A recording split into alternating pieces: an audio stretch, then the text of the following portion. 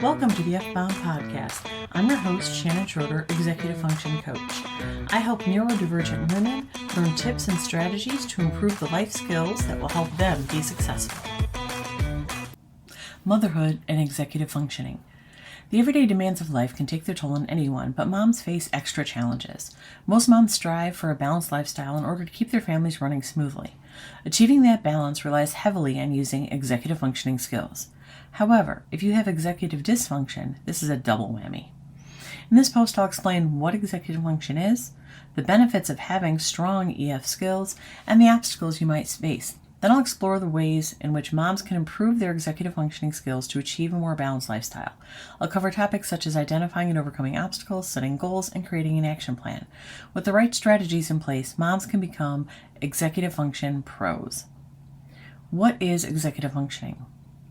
Executive functioning is a collection of cognitive processes that allow us to regulate our behavior, focus on tasks, and plan, strategize, remember details, and maintain organization in our lives. Executive functioning skills can also influence an individual's ability to organize their lives and manage their time, as well as their ability to focus and self-regulate in stressful situations. Poor executive functioning skills can lead to problems with learning and memory, social functioning, and emotional regulation. If you're reading this, there's a good possibility that you've been diagnosed with ADHD, anxiety, OCD, depression, or some other version of neurodivergence. All of those affect how well you develop and use executive functioning. And if you receive that diagnosis later in life, you're traveling a path of discovery that can be overwhelming. Understanding the diagnosis is the first step. Learning about how it affects all parts of your life is next. And then you can figure out how to mitigate the effect it has on your executive functioning so you can improve. Benefits of strong executive function skills. People with strong executive functioning skills are better able to regulate their emotions, pay attention to the tasks at hand, and plan and prioritize tasks. These skills allow them to better manage their time and be more productive. Executive functioning helps you stay focused to reach your goals.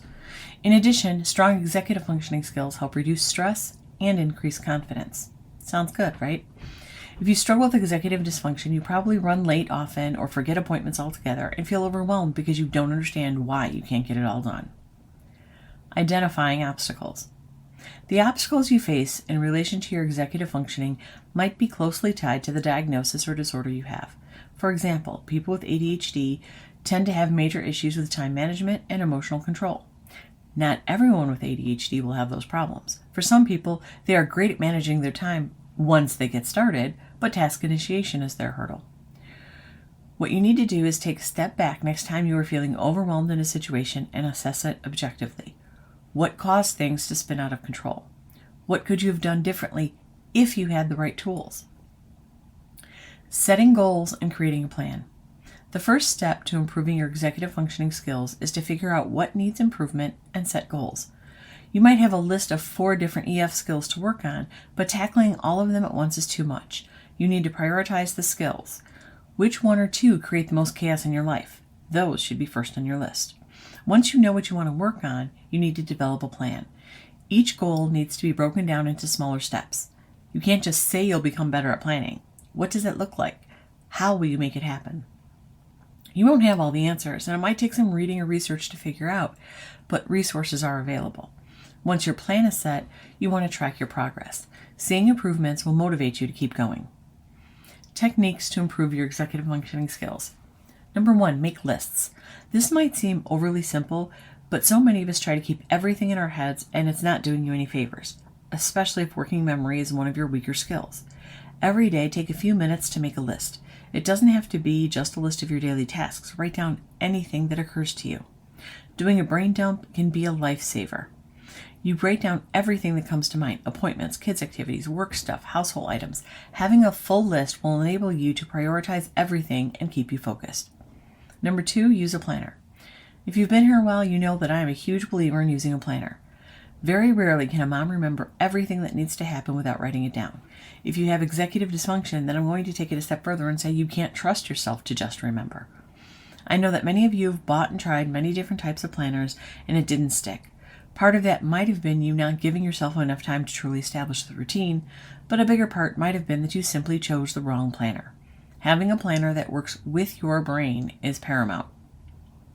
Number 3, establish routines. Establishing and sticking to routines is an important component of executive function skills. Routines allow you to accomplish tasks without requiring extra mental energy.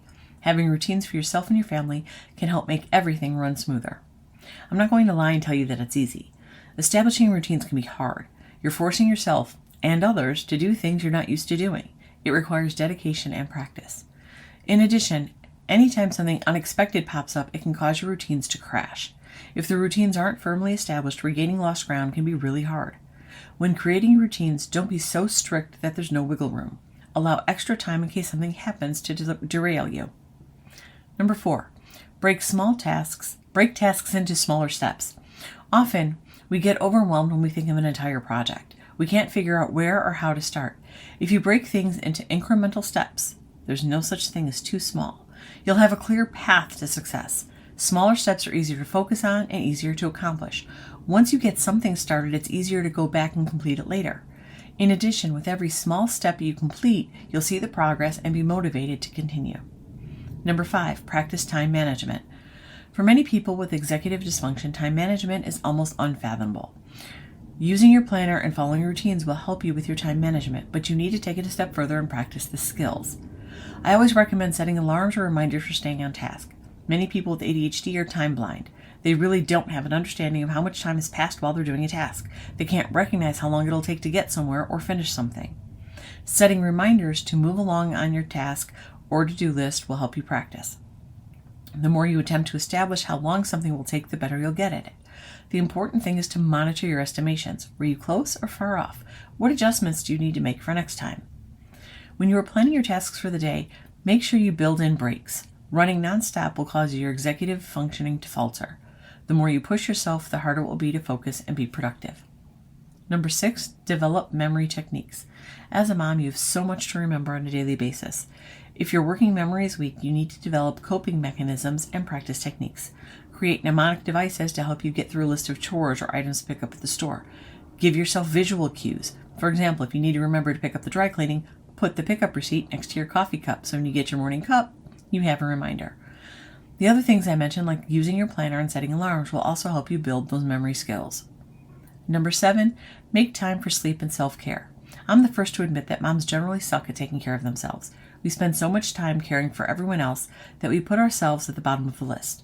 Being healthy and getting enough sleep are vital parts of strong executive function skills. If you're not in a good place physically, mentally, or emotionally, your executive functioning will suffer. In conclusion, moms can improve their executive functioning skills with some dedication and effort. Although it might seem like an insurmountable goal, the benefits of having strong executive functioning are long-lasting and can even have a positive effect on our kids. With a few small steps, you can begin to map out the skills you need to work on and take charge of your executive functioning journey. I hope you enjoyed this episode of the F-Bomb podcast.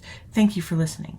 Remember to subscribe below and check out my show notes to learn more about my Facebook group, courses, and membership.